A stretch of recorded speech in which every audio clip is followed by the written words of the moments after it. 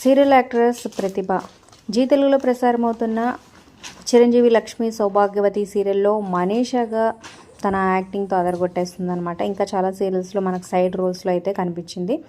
So ఈ రోజు అయితే ఎంగేజ్మెంట్ అయితే చంద్రగౌడతో గ్రాండ్గా ఫ్రెండ్స్ అండ్ ఫ్యామిలీ మధ్య జరిగిందనమాట. సో ఫొటోస్ అలాగే వీడియో బ్యూటిఫుల్గా ఉన్నాయి. ఈ వీడియో చివరి వరకు చూడండి.